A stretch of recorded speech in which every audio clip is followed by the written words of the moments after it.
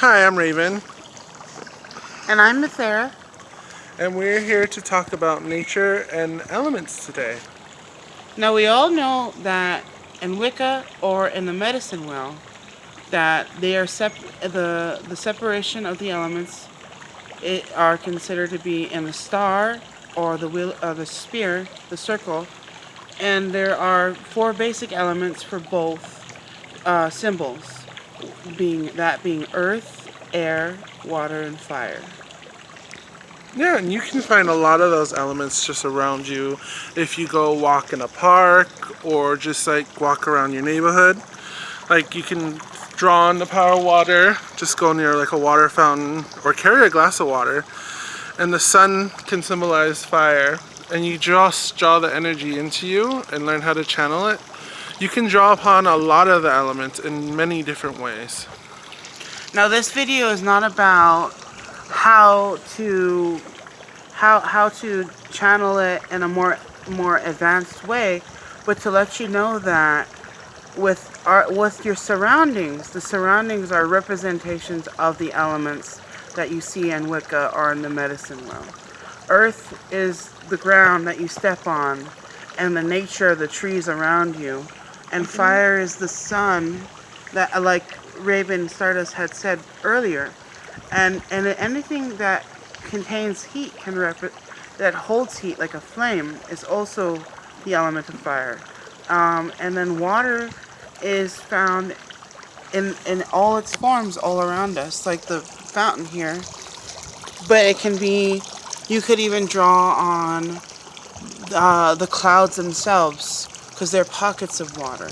Or sometimes you can just analyze yourself in the bath, how it makes you feel, what energy, how water feels to you, and just kind of get a sense of the elements. Like, just try and get a sense and try to find the element that you are, because sometimes the element towards your sign is not what you with.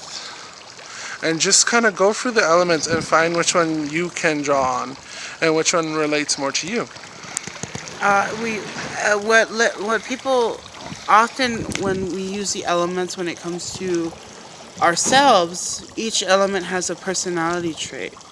Earth is stubborn and strong. Fire is change and caring and wildness. Water is nurturing, and it's also empathic. Air is knowledgeable and wise. And these elements are what build up our persona inside.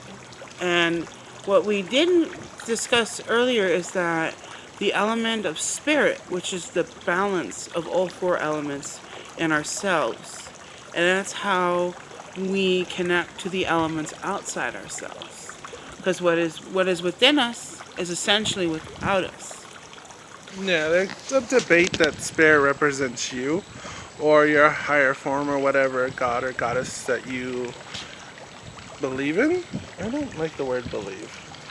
The god or goddess that relates to you, maybe, Yeah, or that is kin to you, so much like familiar, because that's what spirit sometimes can represent, is that. But on an element, also, when we're talking about the physical elements, the inspiration of the what inspired those personality traits, we know that earth, the solid earth, is earth. The water, the different forms of water is water, and fire is fire, and air is air.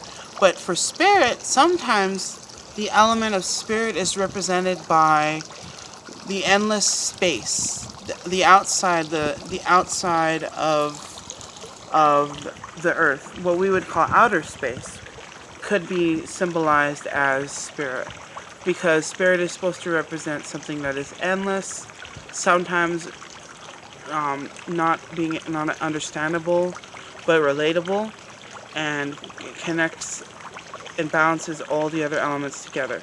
Because the elements themselves have roles to play in our inner bodies around us and in creation, but they also are not, they're not necessarily balanced together without the fifth element.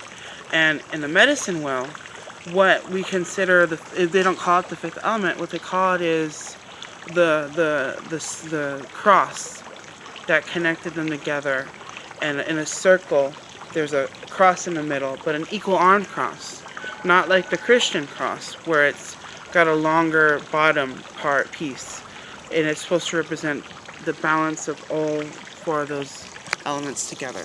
In Wicca, we see it as spirit.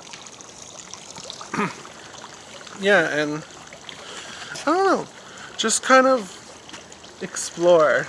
That's all I would tell you. Because the way I learned that I more identify with water is look what it does. It can freeze, it's flowing, it kind of just forms, you can form it into whatever you want. It forms into ice, rain.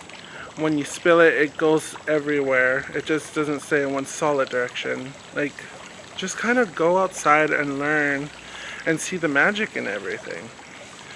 And you'll find what you're looking for, and just kind of like meditate outside, meditate on the grass, feel the sun, like maybe do some relaxing exercises while you're sipping a bottle of water, or like water, and just feel flow into you, and just kind of feel it.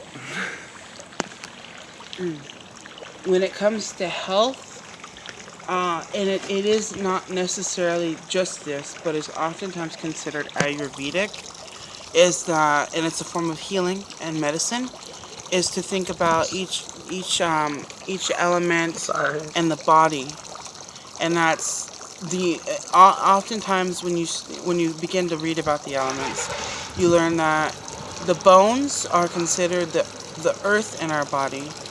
So that's our physical, our densest physical form. And then you have the veins that hold the blood, which would be considered the water in our body. Then you have the breath that we take in and out when we breathe as the air in our body. And the fire is oftentimes the heat that we give off as mammals, specifically mammals in our body. And in some cases, we could also consider a fifth elemental balance, because a fifth element is also seen as space, but also an electric.